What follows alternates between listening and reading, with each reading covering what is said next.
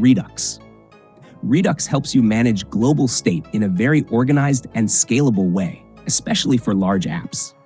Now you might be thinking, didn't we already use context for global state? Yes, but Redux gives you way more control, debugging tools, middleware, and separation of concerns. Plus, with Redux Toolkit, it's much easier than it used to be. Let's build a simple counter app using both traditional Redux setup and then using Redux Toolkit. So let's begin. Inside src/, create a folder called Redux //. Inside that, create these files: actions.js, reducers.js, store.js.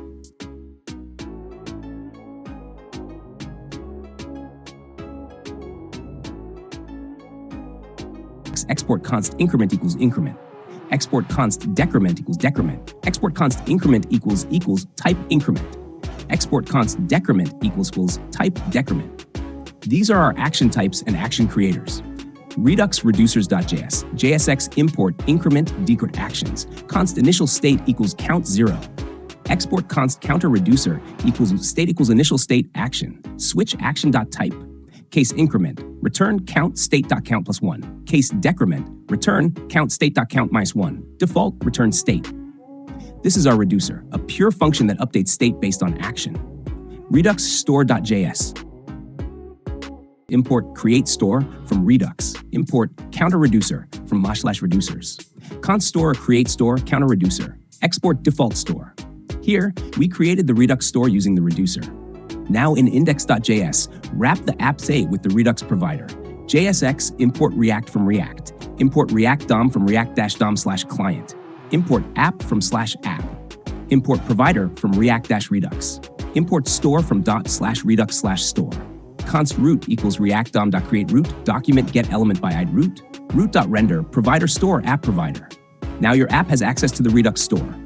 In app.js, JSX import React from React. Import useSelector, useDispatch from React-Redux. Import increment decrement from /redux/actions.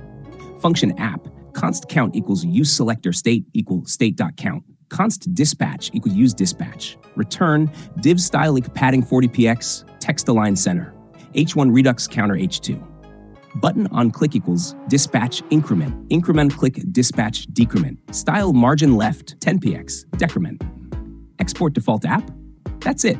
You now have a fully working Redux counter. Now let's upgrade it using Redux Toolkit. Install Redux Toolkit. Bash npm install at redux.js/toolkit. Delete your old Redux / folder and create a new one like this. Store.js, counterslice.js.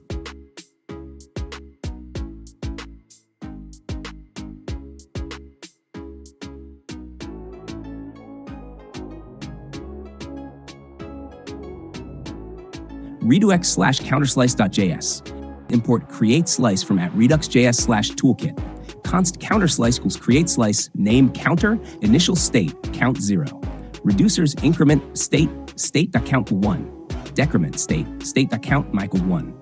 Export const increment decrement counterslice.actions. Export default counterslice.reducer. Here, createSlice automatically generates action types and creators. Redux store.js, JSX import configure store from @redux.js/toolkit. Import counter reducer from /counterslice. Const store equals configure store. Reducer, counter reducer. Export default store. Everything else stays the same. In index.js, you wrap app hatch with the provider. And in app.js, you still use JSX const count equals state.count. Const dispatch equals useDispatch. Redux Toolkit makes state management cleaner and faster to set up. Quick recap. Redux helps manage state globally in large apps. Redux Toolkit simplifies Redux with less boilerplate. Toolkit is now the recommended way to use Redux in React apps. If you enjoyed this lesson, give it a like, share it, and subscribe for more real-time coding lessons.